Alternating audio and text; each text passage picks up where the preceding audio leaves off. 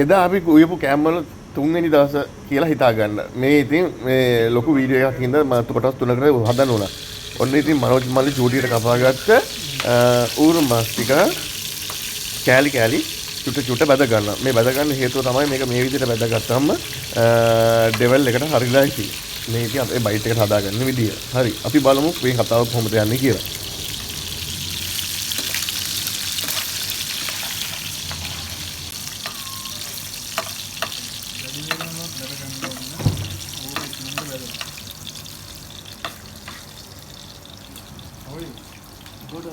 अय्या good क्या बना है बहुत बना है दुर्गा हाय क्या है ओके ना चावल बना है चावल स्टील बाद में बनाया ना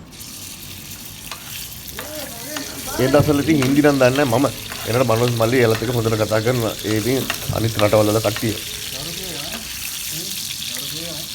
ये है नहीं स्मेल आ रहा है गौर को बुलाया දැන් අපි යන්නේ ඩෙවල් එක. මේක දුන්නු තෙල් ගෑ සුදුලුම දැම්ම අර කලින් ගහපු ඒ ටිකම දැම්මා.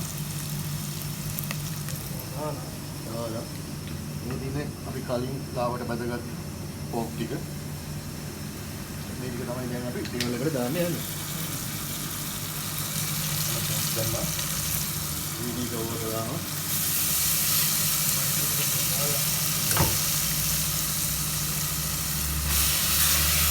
ඒක අපිට මේ දේ කරවම් කරපුවාම මේ සෝයා සෝස් එකේ පදව පොඩ්ඩක් ගන්න පුළුවන්. ඒක අපි දාගන්න ඕනේ. මේක දැම්මා.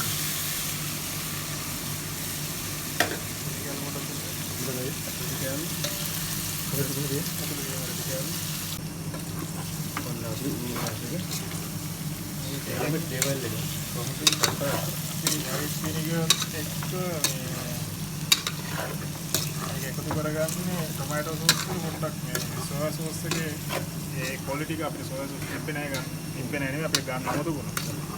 ඒ නිසා පොඩ්ඩක් අපි මේ විදිහට පොඩ්ඩක් පුළුවන් විදිහට අපි හදාගන්න. යප්. කොහොමද ගැම්ම සෝස්. ඒක කියන්නේ සෝස්.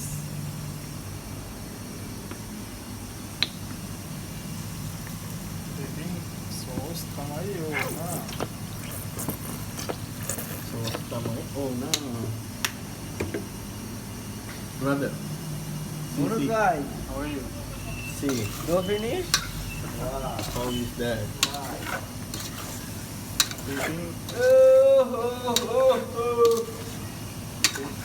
ඉතින් කුළු දැම්මද ගම්මිරිස්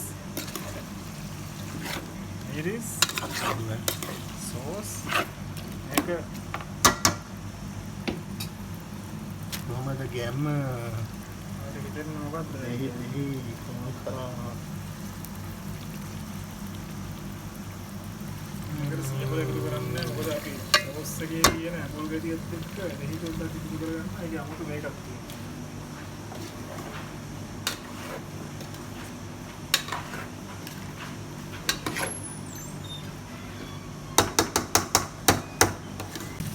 look at it delicious looks like good supiri ඒ ආසය අපිට හිතේ තියෙන විදියට හදාගන්න.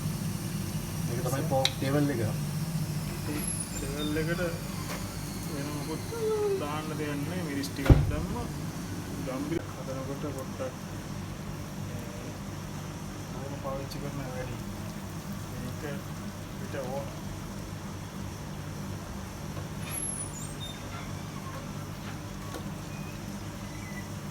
අපිට බටු මොජි එකත් අතුලට අරගෙන පුළුවන් නේද? මේක පොඩ්ඩක් එකතු කරගන්නේ මොකද මේක හරි ලස්සනයි මේ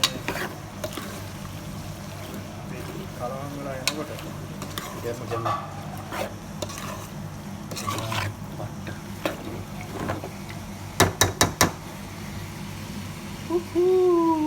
රයිට් එහෙනම් යාළුවනේ මේ තමයි අපේ අවසාන ලොක් එක අපි ආසම කෑමේ මේක තමයි ඉතින් අපේ අද බයිට් එක.